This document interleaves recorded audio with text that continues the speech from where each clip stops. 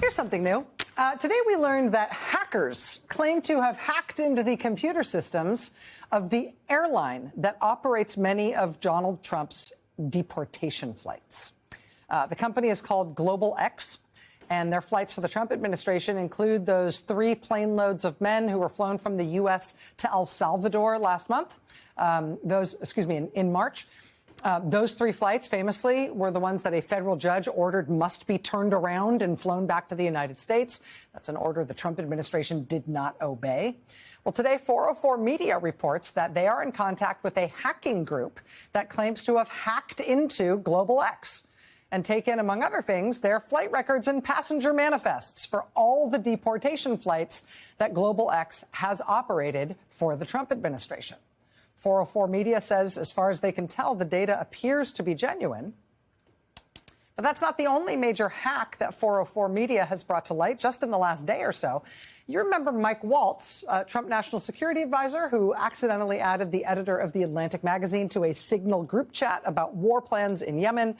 You may have seen reports last week that at the cabinet meeting at the White House on Wednesday, Mr. Waltz was caught on camera by a Reuters photographer using his personal phone, or using his phone at least, at that cabinet meeting and appearing like he was still using something that looked very much like Signal to chat with multiple high-ranking government officials. The news photographer was actually able to capture the text of some of his messages on what appeared to be the Signal app that he was using during the cabinet meeting in front of a bunch of news reporters. Now, I say it looked like the Signal app. It wasn't the original Signal app. It was a different version of Signal called Telemessage, made by a different company that appears to be considerably less secure than Signal.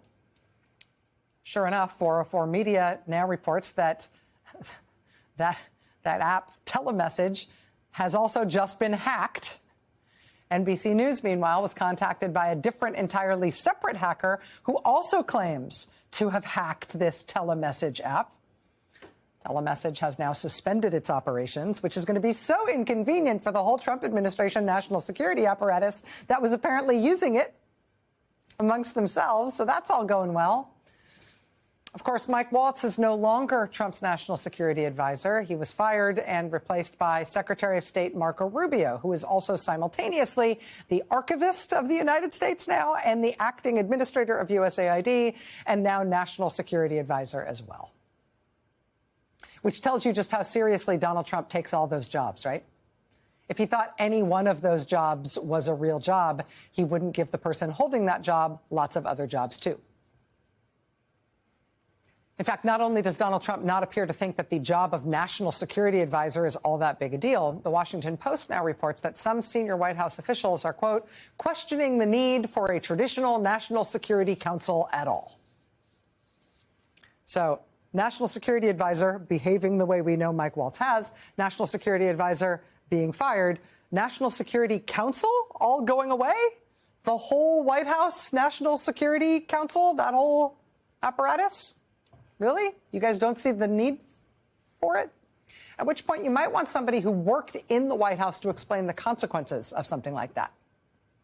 Well, luckily, your new 9 p.m. Eastern host here on MSNBC Tuesday through Friday, starting tomorrow, has definitely worked in the White House, and she understands these things and many others. Joining us now, I'm very pleased to say, is my colleague Jen Psaki, former White House press secretary, and starting tomorrow, the host of this 9 p.m. hour here on MSNBC, the host of The Briefing with Jen Psaki, here 9 p.m. Eastern, Tuesday to Friday. Jen, it is great to see you. Congratulations on the new gig. How are you feeling? It's great to be here. I am feeling all of the feelings at once. I'm excited. I read to the depths of the internet, which is not productive. I've listened to every podcast of every person who's going to appear on the show. And I'm just excited. And I'm so delighted to be here with you tonight. You're such an inspiration to me and everybody watching, I know. And I can promise everybody, I know we'll talk about serious things, that you have shined such a light in the first 100 days, Rachel, on such an important part of what's happening right now. We are going to continue to do that. I care about the story like you care about the story. And thank you for doing that, because it's been a little dose of hope and inspiration for me watching, too, as I know it has been for everyone out there. Well, it's part of what I wanted to talk to you about tonight, because I feel like one of the things that we have had to sort of calibrate and rebalance over the first 100 days is like, where does news happen? And I mean, forgive me for saying this about one of your successors, but the news is not really happening in the White House briefing room. Like, that's not a place where people are getting, like, you can take it to the bank. It's not the room where it happens. No, it's not take it to the bank information. And we're not getting news and information from the White House other than sort of proclamations and provocations and occasional scandals.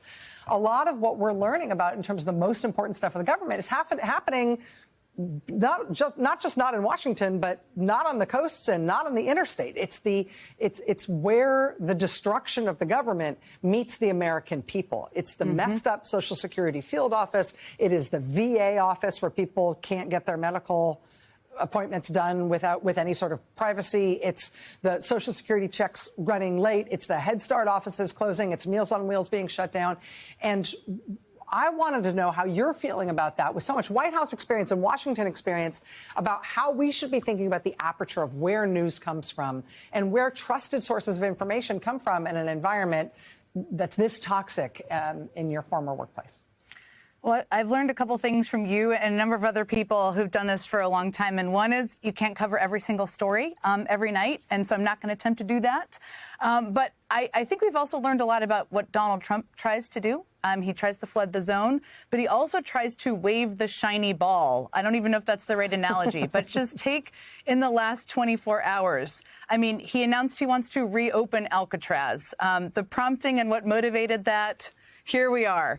At the same time, to your point, and just to keep with your theme of Social Security, what we need to be reading the fine print on, I know you are and I will be, is what he is doing to the Social Security system and administration. It's cutting offices. He's also trying to gain access to people's private information and personal data.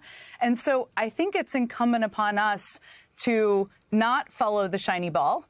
You always say, don't let him jerk your chain, I think is what you say, but not follow the things he's trying to get us to pay attention to and to dig deeper into the things that he maybe doesn't want us to talk about. And Social Security and what he's doing to that is one of them.